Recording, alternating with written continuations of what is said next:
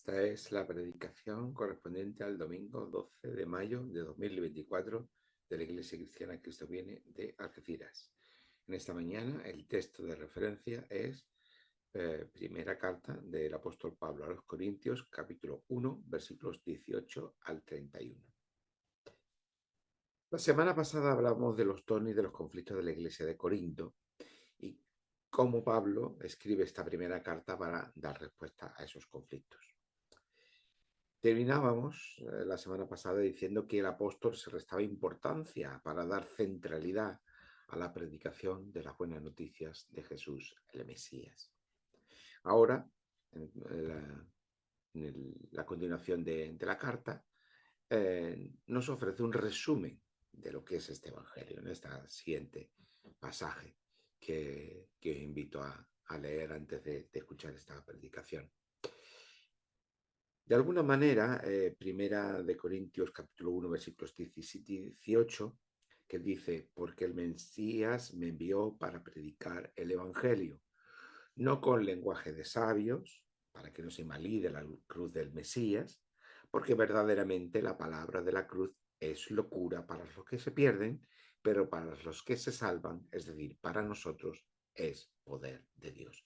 Y esta parte recuerda mucho a aquel otro comienzo en Romanos capítulo 1 versículos 16 y 17 que dice, porque no me avergüenzo del Evangelio, pues es poder de Dios para la salvación de todo aquel que cree, en primer lugar para los judíos y también para los griegos, porque en el Evangelio la justicia de Dios es revelada por medio de la fe y para la fe, como está escrito, mas el justo por la fe vivirá.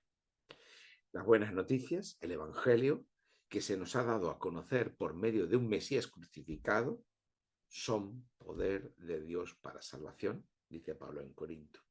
Mientras que las buenas noticias, el Evangelio, dada a conocer por medio de la justicia de Dios, que consiste en su fidelidad por medio de la fidelidad del Mesías, es poder de Dios para salvación, dice Pablo en Roma. O lo que es lo mismo. Pablo, tanto al principio de la primera carta a los Corintios como de la carta a los Romanos, está hablando de que el Evangelio es poder de Dios para salvación. Salvo que ese poder de Dios para salvación en Corinto Pablo está hablando centrándose en la cruz del Mesías y en la carta a los Romanos en la justicia de Dios. Pero está hablando del poder del Evangelio para salvación. Estas buenas noticias de un Mesías crucificado eran una locura para aquella sociedad de la que ese mensaje, dice Pablo en Romanos, no cabe avergonzarse. Ahora bien, para entender estas expresiones de Pablo, tanto el hecho de que las buenas noticias de un Mesías crucificado sea una locura, o de que ese mensaje del Evangelio no cabe avergonzarse de él, estas expresiones, para poder comprenderlas bien, necesitamos entender un poco mejor, conocer un poco mejor la sociedad romana en la que Pablo vivía. Corinto es el prototipo de la ciudad grecorromana, es de la ciudad romana que tiene herencia cultural griega. Esto suponía que la vida diaria en aquella sociedad pasaba por el espacio público. Hay que recordar que las casas de la mayoría de la gente eran habitáculos pequeños. En la ciudad romana había edificios de 3 o 4 plantas donde vivía la mayoría de la gente, habitáculos pequeños, mal ventilados, con malas condiciones higiénicas. Solo las grandes casas, las villas romanas de los ricos, pues tenían unas condiciones de vida buenas. Pero la mayoría vivía en unas condiciones muy precarias. Por lo tanto, la vida, y además favorecido por el clima mediterráneo, la vida se desarrollaba en la calle, en la vida, diremos hoy, vida pública, ¿no? casi no existía lo que nosotros hoy entendemos en nuestra sociedad por vida privada. Eh, y eso suponía que todo se dirimía en el espacio público. Hasta no hace tanto, en nuestras sociedades mediterráneas, la Europa mediterránea todavía era así, es decir, la vida de nuestros abuelos o de mis abuelos y de mis bisabuelos, pues todavía tenía un gran desarrollo en el espacio público, se vivía mucho en la calle, todavía se sigue viviendo en la calle, pero mucho, cada vez menos. Eh, por lo tanto, toda aquella vida diaria que pasaba por ese espacio público, el espacio público era el espacio donde no solamente se relacionaba la gente, sino donde se dirimía el poder político y el poder social y el poder económico. Eso significaba que era una sociedad profundamente competitiva, basada en ganar reconocimiento público. Eh, por lo tanto, la elocuencia, la retórica, el debate público, el debate político, era una manera de conseguir ese reconocimiento, lo que otras veces hemos explicado como ganar honor. Incluso el conocimiento, la sabiduría, era una manera de conseguir ese reconocimiento público, conseguir ese honor y conseguir una distinción o mantener una distinción social. Por tanto, conocimiento y elocuencia eran formas de ganar honor y de tener una posición o una distinción social. O dicho de otra manera, la vida se vivía en la calle y todo lo que se hacía estaba destinado no solo a que lo vieran los demás, sino a conseguir que los demás te dieran un reconocimiento público por ello. De ahí toda la organización en torno a los espectáculos públicos, teatro, el circo, el foro romano, todo esto formaba parte de esa vida pública y de esa forma de ganar reconocimiento y honor. Por eso si alguien hacía algo significativo, se le otorgaba la posibilidad de estar en el primer puesto en los acontecimientos públicos, se le erigía una estatua, se le concedía una corona de oro si había hecho algo importante. Este era el tipo de sociedad en el que se movía el apóstol Pablo, una sociedad competitiva en la que se buscaba constantemente el reconocimiento de otros. En este contexto, la retórica era muy importante, es decir, el arte de hablar bien en público. Y la filosofía también era un medio para conseguir no solamente reconocimiento, sino distinción social. El sabio y el político, que muchas veces se aunaban en la misma personaje,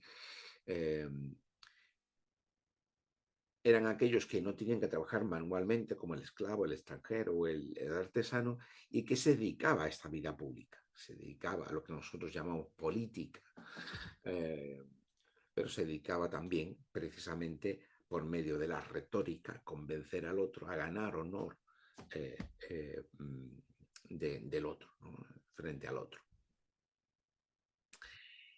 En este contexto social y cultural, cuando Pablo habla de no avergonzarse, no está hablando de un sentimiento personal, ay, que me da vergüenza algo, ¿no? Esta vez que hablamos de manera popular esto, ¿no? Bueno, los niños dicen, ay, es que no, me da vergüenza hacer esto, aquello, lo otro. No está hablando Pablo de este sentimiento personal. Cuando Pablo habla de no avergonzarme del Evangelio, no me avergüenza del Evangelio, es que en este espacio público en el que estamos hablando, en el que todo se dirime por medio del encuentro con el otro, de la retórica, del debate público, las buenas noticias, a pesar de romper con los moldes establecidos de las convenciones sociales y de la lógica que imprime la filosofía en esta sociedad, pues a pesar de eso, dice, a pesar de que las buenas noticias son contraintuitivas en este contexto social, no son un motivo de vergüenza, es decir, no son motivo de descrédito, de deshonor público. O lo que es lo mismo, aunque lo sean o lo que lo consideren los demás, Pablo está dispuesto a arriesgarse a la marginación social que eso le provoca, pero no ceder, no avergonzarme por ello, no sentir vergüenza. Esa vergüenza es el descrédito, el deshonor público de estar hablando, de estar transmitiendo un mensaje que va contra los patrones sociales y culturales de su sociedad. Como le ocurrió en Atenas, que cuando empieza a hablar de la resurrección, pues empezaron a burlarse de él. Eh, pues Pablo se expone y está dispuesto a exponerse una y otra vez a ese descrédito, a ese deshonor, pero no renunciar al mensaje del Evangelio. No es extraño, por tanto, que la iglesia de Corinto, que era un reflejo de este contexto social, la elocuencia y el conocimiento sean tan valorados. Elocuencia y sabiduría son dos elementos constituyentes de esa sociedad. Y por tanto, Corinto, en la iglesia de Corinto, como reflejo de aquella sociedad, también son dos elementos muy bien valorados. Y por tanto, no es extraño que se tuviera en tan alta estima a alguien como Apolos, que hablaba también que tenía tanto conocimiento de las Escrituras. Por ello, Pablo dice que el evangelio de un Mesías crucificado es una locura, porque era un sinsentido, porque un Mesías, un rey, estaba destinado a gobernar y a ponerse sobre los demás, pero no a nunca ser crucificado, a morir como un esclavo o como un revolucionario. Lo que demostraba esa muerte en la cruz era que era alguien que no tenía dignidad para ser considerado una persona de honor, de crédito, y que había sido pues muerto como lo más despreciable de aquella sociedad. Por lo tanto, la muerte en la cruz era un sinsentido y un mensaje, unas buenas noticias que se basaban en alguien que había muerto en una cruz, era un sinsentido aún mayor. Pero Pablo nos dice, le da la vuelta a la argumentación y nos dice que precisamente un mensaje de un Mesías crucificado es todo lo contrario. Es un mensaje que es poder de Dios para salvación. Y es un mensaje que es sabiduría de Dios. Por lo tanto, ese mensaje, sobre ese evangelio, el Mesías crucificado es poder y sabiduría de Dios. Poder de Dios para salvación y sabiduría de Dios. En versículo 19, Pablo está citando Isaías, el libro de Isaías, capítulo 29, capítulo 29, versículo 14. Destruiré la sabiduría de los sabios y desecharé la inteligencia de los inteligentes. Y como siempre decimos, siempre que Pablo o cualquier otro escritor del Nuevo Testamento está citando el Antiguo Testamento, está citando no solamente ese versículo, sino el contexto en el que ese versículo está hablando. Isaías está hablando de que Israel estaba cegado y sin conocimiento de los planes de Dios, sobre todo referido a aquellas élites que gobernaban Israel. Pero sigue diciendo Isaías, habrá un día en el que los sordos oirán, en el que los ciegos verán y en el que los pobres podrán alegrarse en la salvación que trae el Señor. Y a partir de esas palabras de Isaías, Pablo está confrontando esta sociedad en la que él vive, para la que el Mesías crucificado es una locura. Con sus mismas armas y que en su mismo terreno, Pablo está confrontando, como digo, esta sociedad por medio de este mensaje del Mesías crucificado, que es un sinsentido para ellos, y lo hace en el ámbito de la retórica. Pablo está precisamente en su carta usando las armas de la retórica. Y así se pregunta sobre dónde está realmente el sabio, dónde está el estudioso, dónde está el filósofo. Su sabiduría, la sabiduría que se tenía en tan alta estima en aquella sociedad no representa la sabiduría de Dios.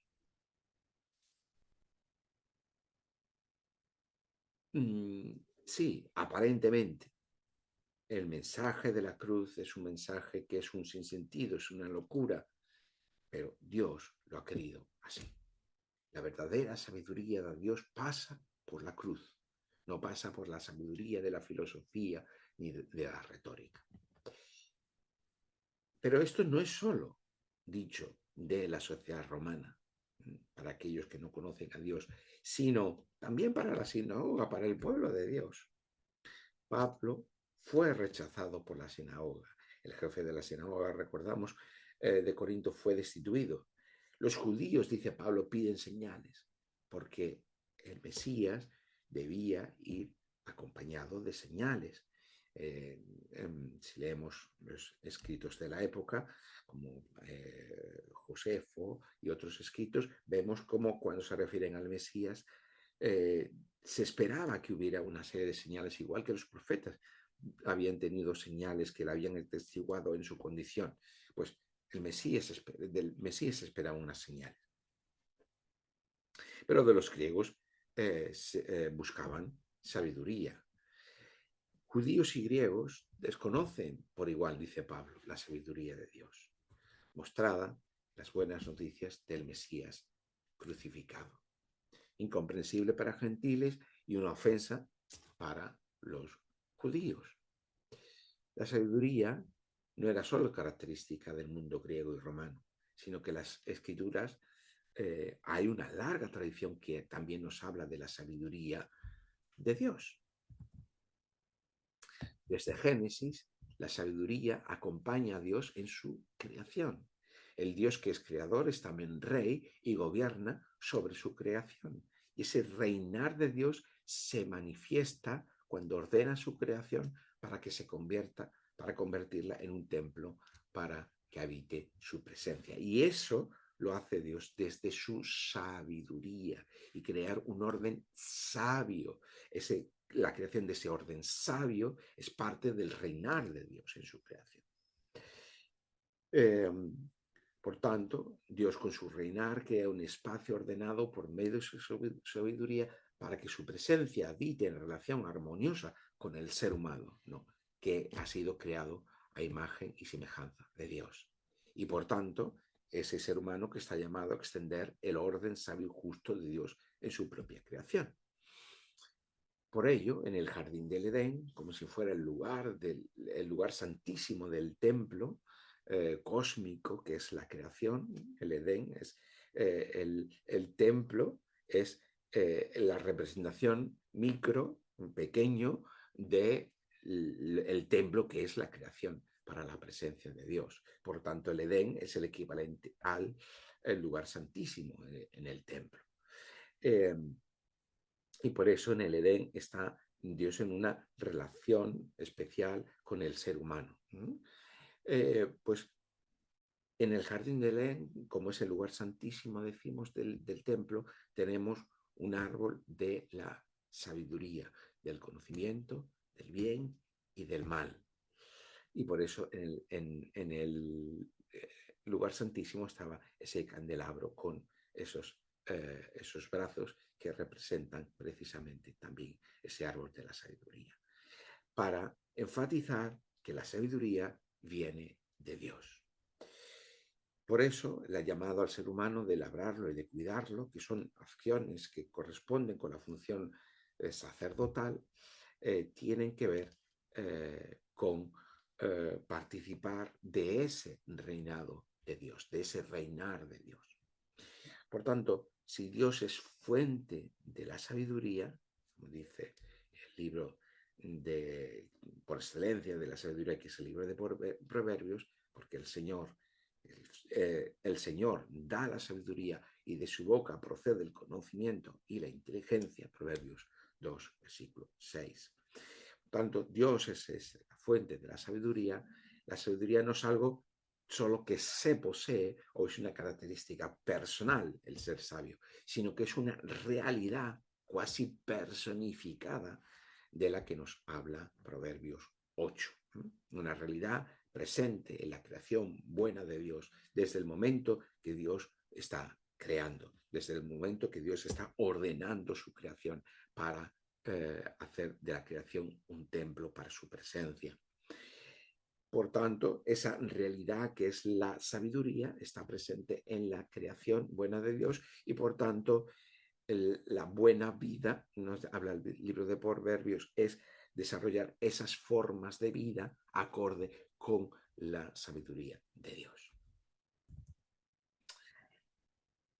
Por tanto, la tradición de la sabiduría recorre todo el Antiguo Testamento. Pero también hay un libro del periodo intertestamentario, entre el Antiguo y el Nuevo Testamento, que es un libro no canónico o que algunas tradiciones cristianas reconocen como deuterocanónico, que es el libro del llamado eclesiástico o el libro de Ben Sirá. Para el sabio Ben Sirá, la Torá es la sabiduría de Dios, o la sabiduría de Dios es la Torá.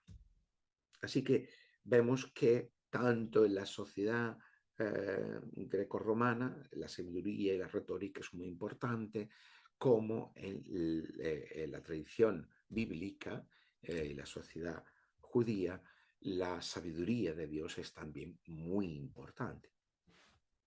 Por eso podemos comprender ahora mucho mejor lo que dice Pablo cuando afirma que el Mesías es poder de Dios y sabiduría de Dios. Y el Evangelio, que tiene que ver con el Mesías, es poder de Dios también, sabiduría de Dios. Dice Pablo, tanto para judíos como para griegos, tanto judíos como para los romanos. El Evangelio es poder de Dios y, por tanto, el Mesías es sabiduría y poder de Dios también. Un mensaje que está destinado no solamente a los judíos, sino también a los que no son judíos. Y ahora, como si fuera un triple salto mortal teológico, retórico de Pablo, dice, Jesús es sabiduría de Dios. O sea, frente a la sabiduría de los griegos, los romanos, frente a la sabiduría de la que viene hablando toda la narrativa bíblica, dice ahora Pablo, Jesús es la sabiduría de Dios. Por tanto, todo ese reinar de Dios desde el principio de la creación, estableciendo ese orden sabio y justo para que habite su presencia, se realiza ahora por medio del Mesías crucificado, o dicho de otra forma. Dios está poniendo orden o creando un orden sabio y justo por medio del Mesías, de su muerte en la cruz y de su resurrección en su creación, para que un día su presencia pueda volver a habitar en plenitud, en relación armoniosa con el ser humano en su creación, en los nuevos cielos y en la nueva tierra.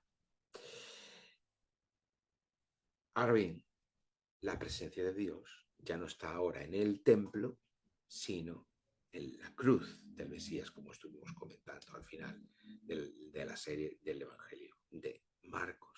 Y la sabiduría de Dios ya no es más la Torá, como decía Ben Sirá, diciendo la sabiduría de Dios es la Torá. Bueno, pues ya no es la Torá, sino su cumplimiento, el Mesías. La sabiduría ahora es el Mesías. Como tantos y tantos aspectos, ahora todo pasa por Jesús el Cristo, Jesús el Mesías, Jesús el Rey. Vemos que en realidad todo converge aquí en el Mesías. La cruz puede parecer debilidad y esta sabiduría puede parecer un sinsentido, pero así son los planes de Dios, dice Pablo. Porque la locura de Dios es más sabia que la sabiduría humana y la debilidad de Dios es más fuerte que el poder de las instituciones humanas. Ahora bien, no debemos olvidar por qué Pablo está diciendo todo esto a los corintios.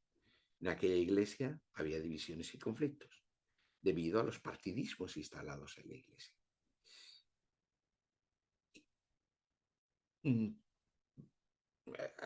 Por todo lo que hemos dicho, ahora nos resuena esto de lo que decía Pablo al principio de la carta, que recuerda a los corintios que la elocuencia y el conocimiento son dones dados por Dios. Es algo que se recibe de Dios, pero no es una manera de prevalecer los unos sobre los otros, no es una manera de ganar honor, no es una manera de distinguirte del otro y ganar un posicionamiento social o un reconocimiento social como se hacía en la plaza pública de Corinto. Precisamente porque esa elocuencia, porque ese honor, porque esa distinción unos de otros está generando esos conflictos en Corinto, porque están reflejando los patrones sociales y culturales de su sociedad.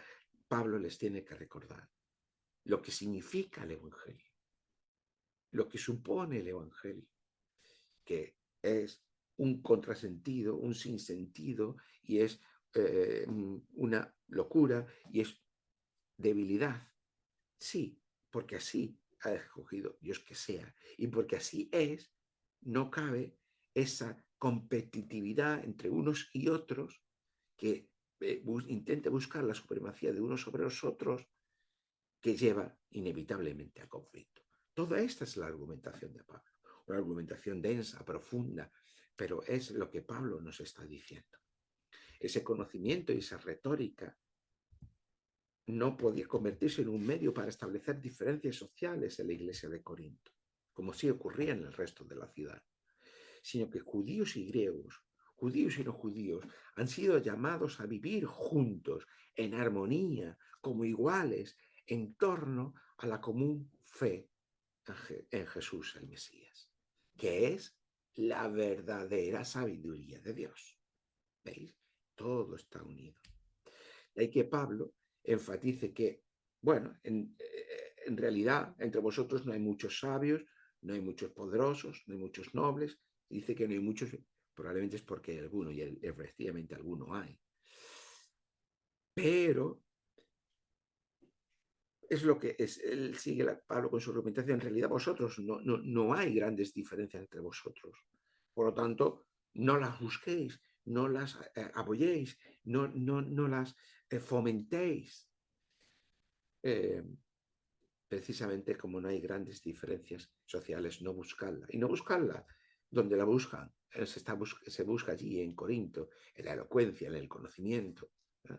Porque eso lleva a las disputas, a la competitividad, al intento de prevalecer unos sobre otros. Dios, dice el apóstol Pablo, ha querido subvertir la lógica del estatus y del prestigio social marcados por la superioridad de la sabiduría y del conocimiento. Dios ha preferido mostrarse en la vergüenza de la cruz, carente de toda lógica y de todo prestigio.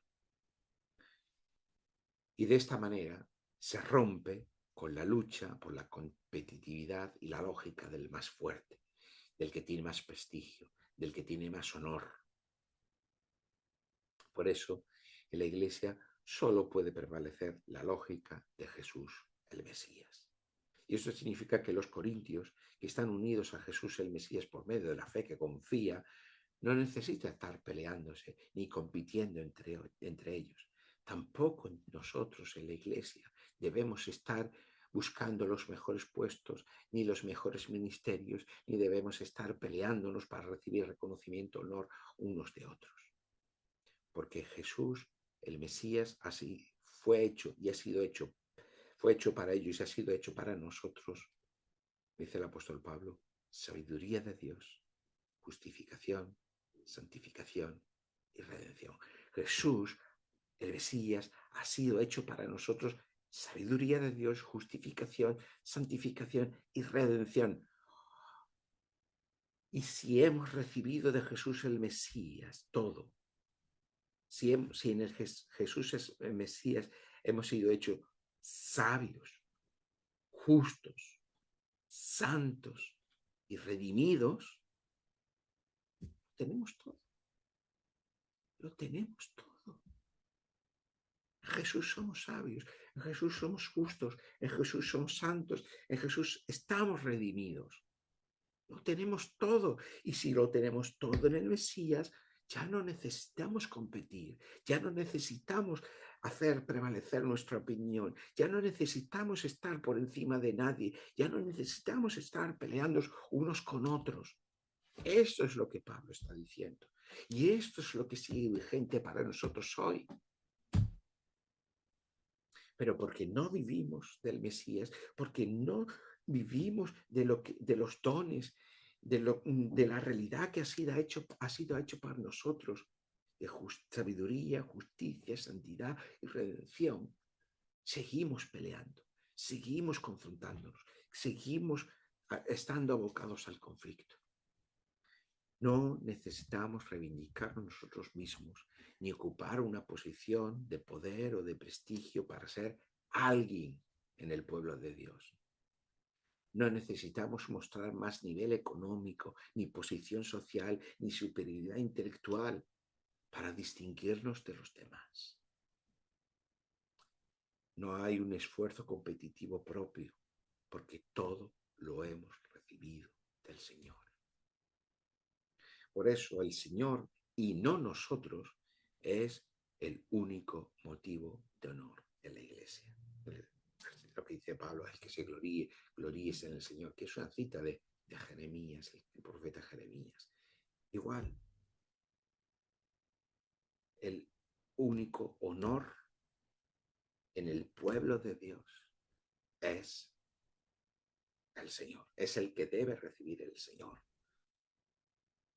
Todo el honor es para el Señor. Cuando esta máxima reformada de solo a Dios gloria, toda la gloria para Dios, estamos diciendo con esa afirmación que todo el honor, toda la alabanza, toda la adoración, es decir, toda la atribución de crédito y de honor es para Dios, y eso nos iguala a todos. Por lo tanto, ya no tenemos que estar compitiendo unos con otros, ya no tenemos que estar peleando unos por otros, contra otros. Pero en realidad no estamos entendiendo cuando decimos al Señor sea la gloria, al Señor sea la alabanza, al Señor sea el honor. No estamos entendiendo lo que estamos diciendo. Hemos convertido la alabanza, la adoración como una acción cultica, una forma de